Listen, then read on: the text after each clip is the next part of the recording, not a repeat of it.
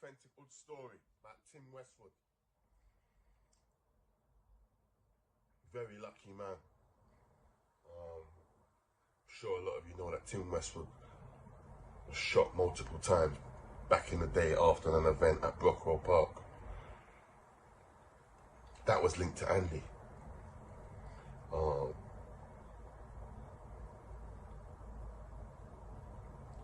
You know Westwood, man, he's got got the chat, he's got the vibe. And what's going on with Westwood is this. Freddie Daly used to protect Westwood. That was his protection. Yeah, that allowed him to keep basically playing music in any venue in the country. Do you get it? Excuse me. So Freddie Daly used to be my man's backbone, and Freddie, when he was up at Radio 1, Freddie Daly's right by his side. Freddie Daly's daughter's answering the phone. That's how tight they were. Do you get it? But then what's happened is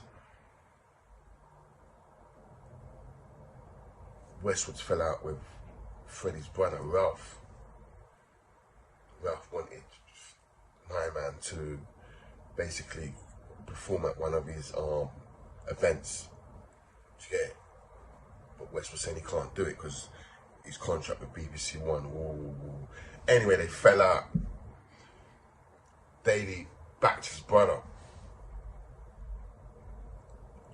So Freddie and Westwood ain't even talking no more. Look, Andy's clocking this, you get me? Look, Andy's clocking this now. Andy's on a thing like telling Westwood, yo, you got to pay some protection money, you know. You're going to play any venue in South. Westwood ain't going like, you don't want him to pay that. So Andy's like, you know what, you're banned from South then. You can't have playing no raves in South. You know, like that. He did try once, I think it was at Mega Bowl in Streatham, and my man come there with his soul to mash up Westwood's set. Do you get it? So Andy's got my man under pressure. Do you get it? Yeah, he's got him under pressure. But Westwood under pressure. And then basically, there's a sequence of events that happened that led to Andy getting licked over, innit? And the youth who got nicked for it was one guy called Fire. He got nicked for it. But then what you had man like Goldfinger, who was Westwood, him and Westwood tight at that time. Yeah, that's a DJ Goldfinger.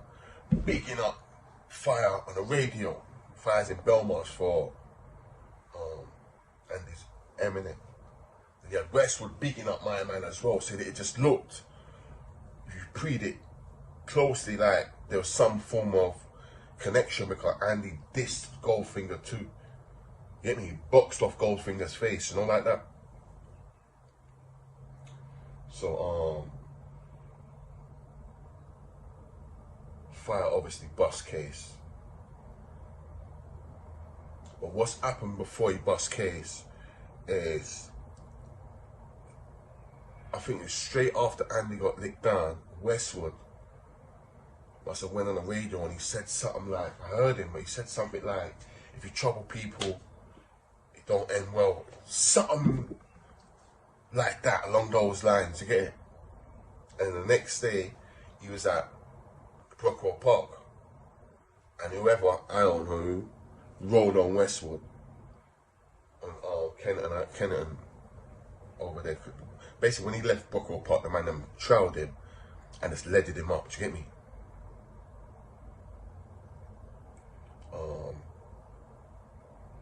I think Andy's two brothers got nicked for it, but I'm not too sure if that's true or not.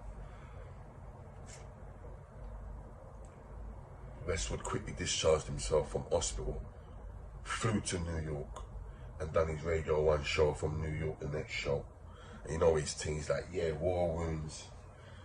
You know, like that, don't even watch all that. And I remember, I'll never forget, he had Puff Daddy in the studio, so he was just amped, he was just gassed in it, to be alive kind of thing, do you get it?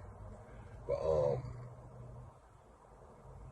yeah, Westwood nearly got smoked. True stories.